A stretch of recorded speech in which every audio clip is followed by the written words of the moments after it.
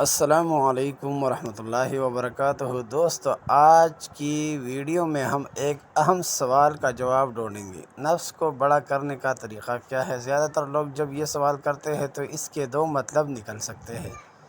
Number 1، روحانی نفس یعنی انسان کی باطن عادت اور خواہشات۔ نمبر 2، جسمانی نفس یعنی مردانہ عضو۔ آج ہم دونوں پہلوؤں پر بات کریں گے تاکہ آپ کو مکمل سمجھ آئے۔ پہلا حصہ اول پر بات کریں گے، روحانی نفس کو بلند کرنے کا طریقہ۔ دوستو، اسلام میں نفس کو قابو کرنا سب سے بڑی کامیابی ہے۔ اسی وجہ سے اللہ تعالیٰ فرماتے ہیں، یعنی کامیاب ہوا وہ شخص جس نے اپنے نفس کو پاک کیا، اور ناکام ہوا وہ شخص جس نے اسے گناہ میں ڈبو دیا۔ نفس کو بڑا اور طاقتور بنانے کے طریقے۔ تو میرے دوستو، یہ طریقے فالو کرو، انشاءاللہ تعالیٰ روحانی نفس بھی ٹھیک ہو جائے گا۔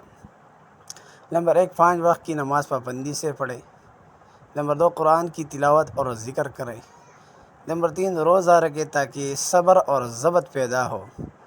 نمبر 4، صدقہ اور خیرات کرے، یہ دل کو کشادہ کرتا ہے۔ برائی سے پرہیز کرے، خاص طور پر زبان اور نظر کا غلط استعمال۔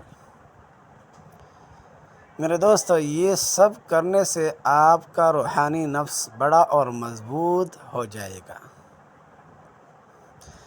اب حصہ دوم پر آتا ہے کہ جسمانی نفس یعنی مردانہ اعضاء کے بارے میں۔ اب آتے ہیں اس دوسری پہلو پر جو زیادہ تر لوگ پوچھتے ہیں۔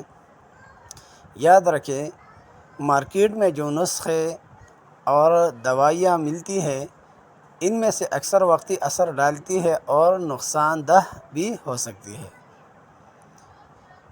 اصل طریقہ کیا ہے یہ بھی میں آپ کو بتاتا ہوں۔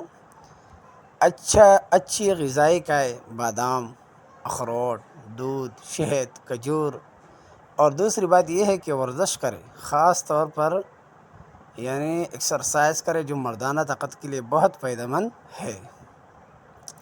تو میرے دوستو، ذہنی دباؤ اور فحش عادتوں سے پرہیز کرے، کیونکہ یہ سب کمزوری کا باعث بنتے ہیں۔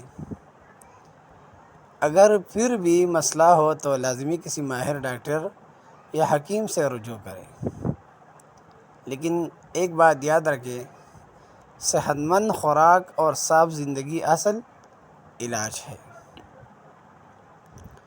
دوستو، اگر آپ روحانی نفس کو بلند کریں گے تو اللہ کی قربت نصیب ہوں گی، اور اگر آپ جسمانی نفس کا صحیح خیال رکھیں گے تو دنیاوی زندگی بھی بہتر ہوں گی۔ لہذا اپنی زندگی کو متوازن رکھیں، نیک اعمال کریں اور صحت مند عادتیں اپنائیں۔ اگر ویڈیو پسند آئے ہے تو لائک کریں، شیئر کریں اور چینل کو ضرور سبسکرائب کریں۔ جزاکم اللہ خیرہ۔